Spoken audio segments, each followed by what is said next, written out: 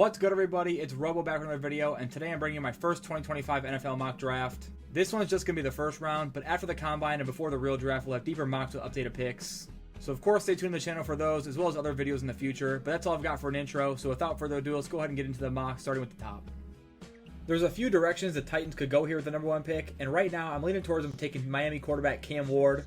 A lot of people bought into the generational player comment, thinking it was about Travis Hunter or Abdul Carter, and I definitely think both are major possibilities, but with how hard it is to select at the top of the draft when there are other bad NFL teams going for it too, I think you have to take advantage of the opportunity when it's there, unless you know for sure they aren't your franchise guy.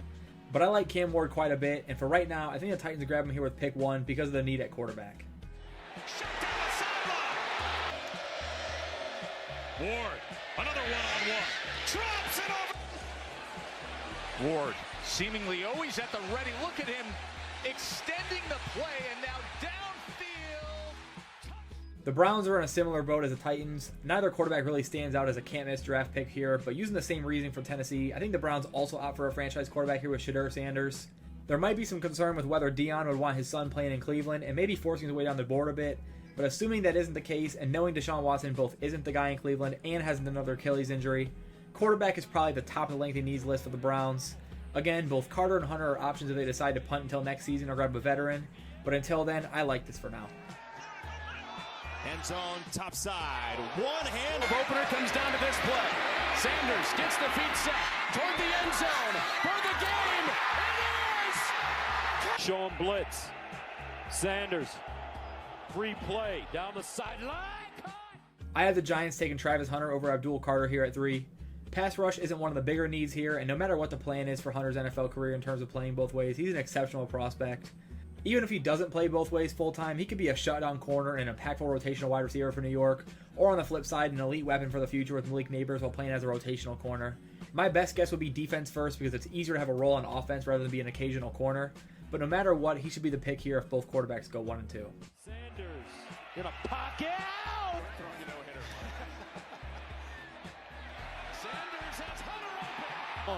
They just get it off into the end zone. That leaves Abdul Carter to the New England Patriots at 4, which I think is an absolute home run for Mike Vrabel here. A potential number 1 pick contender falling into their laps to make a big impact on that defensive line. Sure, there are some other really important needs like offensive line and weapons for May, but the Patriots are definitely lacking on that D-line as well, and I think Carter is as close as it gets to a sure thing for their future, and other needs can be addressed later on or in free agency. Second down, he's short. Heat coming. It's the left shoulder that's giving him fits. If you line him up on the quarterback.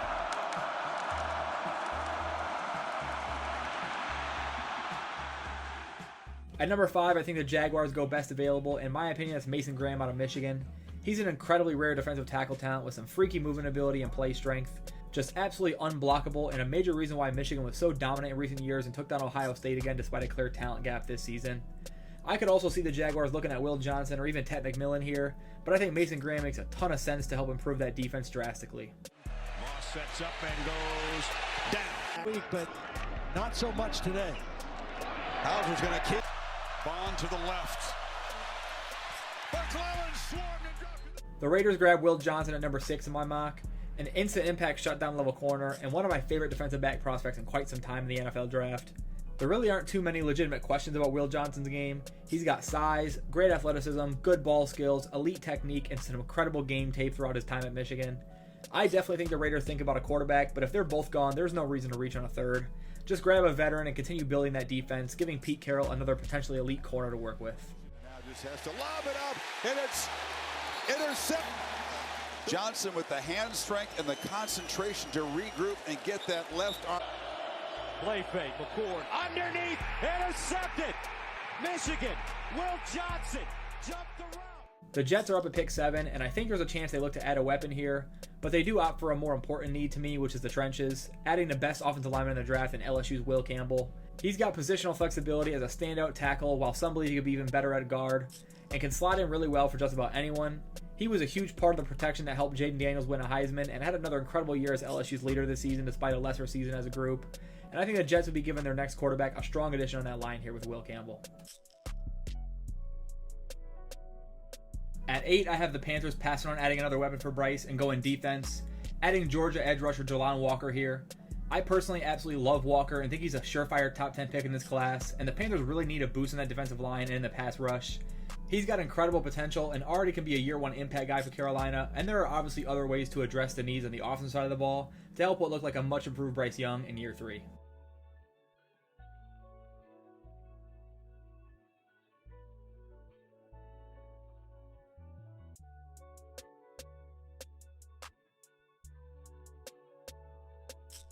I have the Saints taking a weapon here with Tetairoa McMillan still on the board.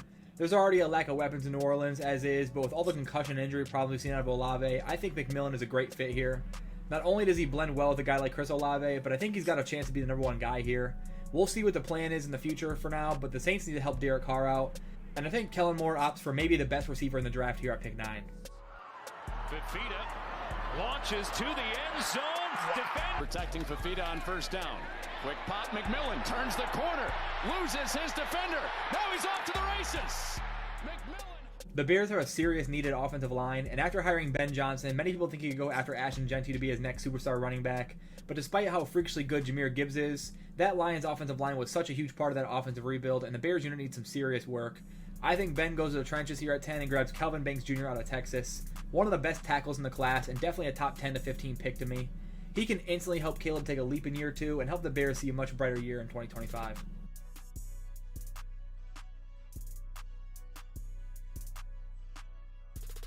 Another tackle comes off the board here at 11 with Josh Simmons going to the 49ers. I think the Niners have some key defensive needs as well, but the offensive line is so important for the success of an offense. And last year we just didn't see the 49ers look themselves at all. A lot due to the absence of Christian McCaffrey, but the protection was not there enough at all to sustain that injury loss. So adding Banks as well as getting CMC healthy could put the Niners right back into a playoff hunt next season.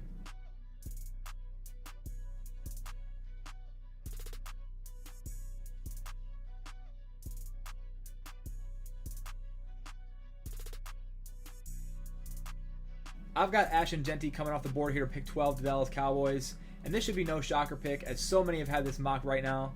There's an obvious glaring need at running back for the Cowboys, and they need weapons besides CeeDee Lamb so bad if Dak Prescott's still going to be the guy there.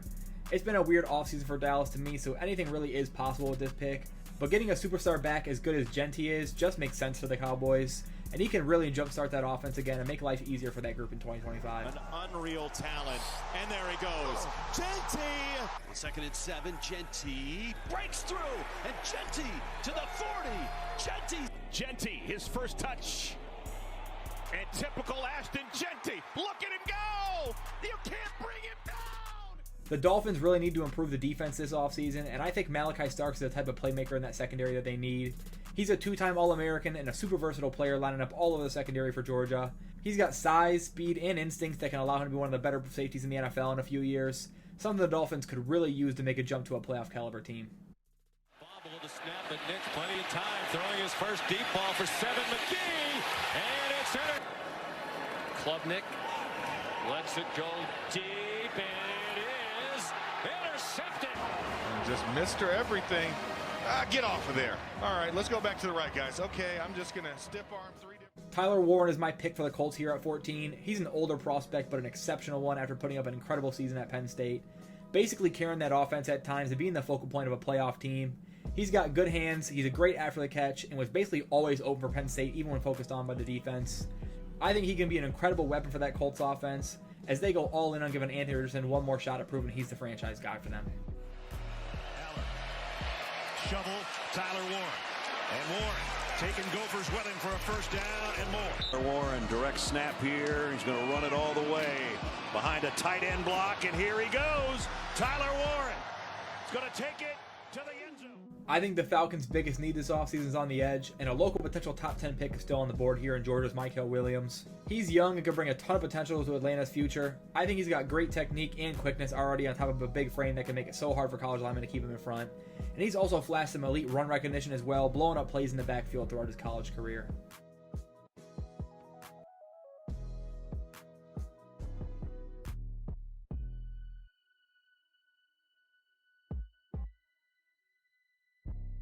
Mike Green is probably the biggest riser of the Senior Bowl. I thought he was already a first-round lock beforehand, but he absolutely shot up with a great week.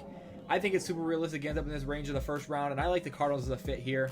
They have to address the offensive line, of course, but I think they target that in free agency and take one of the several first-round edges in this class with this pick, and Mike Green could genuinely end up being one of the best in the draft if he continues to work on that power. And the ball is loose. 3rd and 19 at the 39. Howard in trouble. And Howard up. Here we go right here. And then watch his spin move back to the inside. Gus right there, or outside, excuse me. Terrific.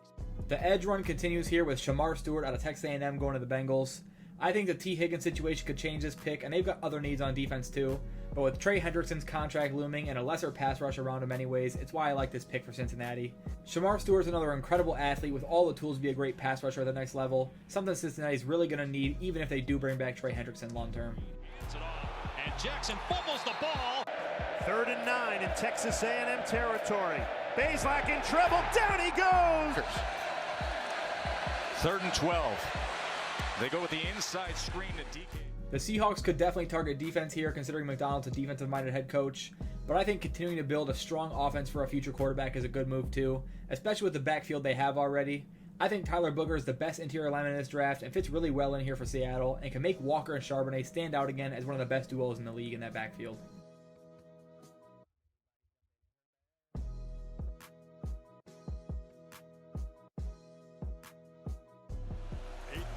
Opening drive. It's a keeper. Milroe follows the back. The Bucs definitely need to target a receiver soon with Evans aging and Godwin hitting free agency soon. But I also think prioritizing the defense is a good move with Levante David getting older and both receivers still in the fold right now. And Alabama's Jihad Campbell is definitely a first-round worthy linebacker to me. It could be an instant starter in that Tampa room, and I absolutely love this pick for them if this is the situation here. I think the nation was reminded.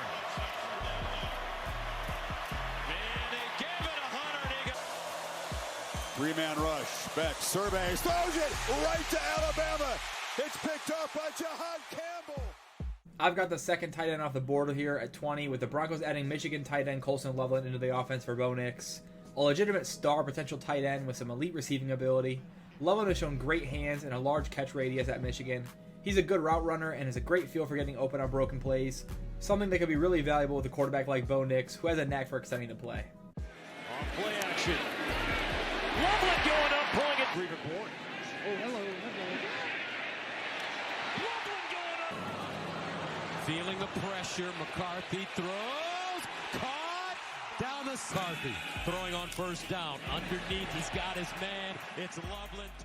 The Steelers take Luther Burden 21st here in my mock, getting George Pickens some help in that wide receiver room and improving that offense as a whole. Roman Wilson being able to play next season would make for a potentially great trio for the future there.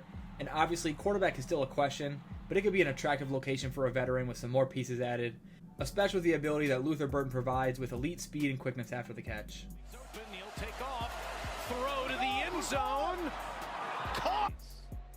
On 2nd and goal, it's Burden, out of the backfield, Luther Burden, toward the end zone!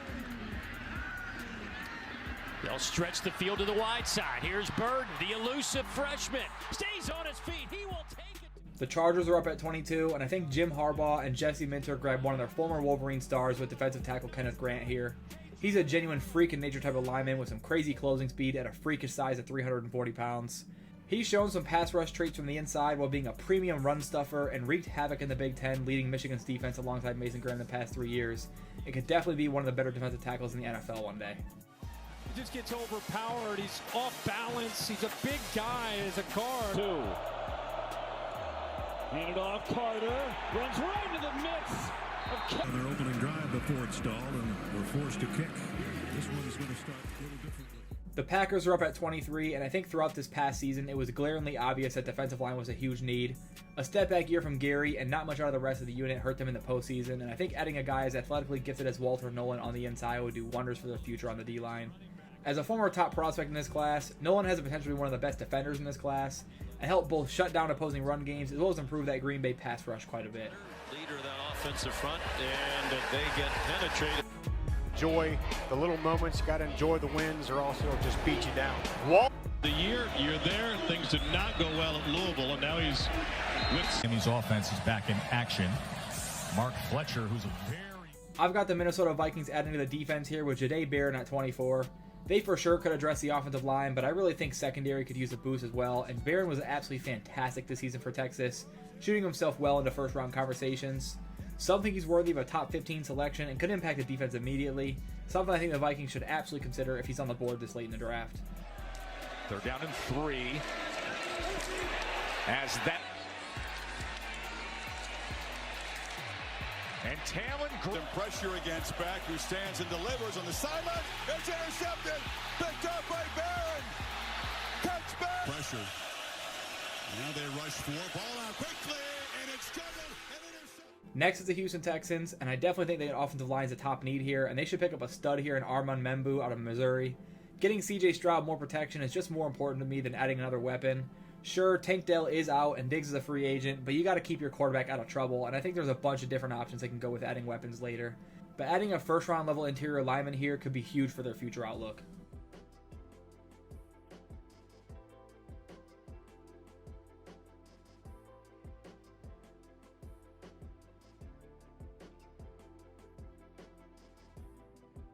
The Rams are in a similar spot as the Texans in this first round. I think it's either offensive line or wide receiver for them. The two biggest needs, but now with Cooper Kupp on his way out, I think it's a perfect replacement for him is Emeka Egbuka at 26. He could for sure be gone by now, or even go to the Texans just one pick earlier. But I love this fit for the Rams if they run it back another year with Stafford and look to add him another weapon and give it another shot. Egbuka's a great route runner, has great hands, and a ton of ability after the catch. May be perfect for what Sean McVay likes to do in LA. You may see him right here, play fake. They dump it down in space, and here we go. Egbuka with a lane. Emeka Egbuka down the... Josh Connerly Jr. is my pick for the Ravens at 27, and despite getting some pushback after the Mike Green clip went viral in the Senior Bowl practices, Connerly held his own all week long and was outstanding for his entire college career at Oregon. He's got all the makings of a first-round tackle talent, and I think the Ravens absolutely could address that part of the offensive line here in the early rounds. Ronnie Stanley is a free agent, and they could use the addition anyways, so I really like Connerly here for Baltimore in this spot. Just to get on the outside and run the hoop. Very nice job, and all the defenders for Purdue are set up in the inside. Irving again. Following his blockers into the second. It's no secret the Lions were absolutely plagued with injuries this season, especially on that defensive line, and adding talent and depth in an already loaded roster is going to be huge for Detroit's offseason, making sure this team doesn't go to waste again. And getting a guy as good as James Pierce Jr. can be, all the way down at 28, would be a dream for Brad Holmes to me. And it's certainly possible with how stacked this D-line class is. Pierce could go early, but someone should fall if it isn't him, and the Lions definitely should be taking edge, D-tackle, or I guess offensive line in this spot, in my opinion. In motion, Johnson stands and waits, and down goes. Lex off the corner. Johnson dropped the ball, and off the corner, pressure, down goes Johnson. Matthew Golden absolutely skyrocketed up draft boards after a booming end of the 2024 season for Texas. The Houston transfer was absolutely unguardable in the second half of the year and made some of the biggest plays of the year for the Longhorns, showing great speed, separation, burst, and route running in the process, making him one of the top receivers in this draft class. And he could be an addition that could take the Commanders' offense to an even brighter heights in the future, with Jaden Daniels and Terry McLaurin along his side. Takes a shot, middle of the field, he's got Golden.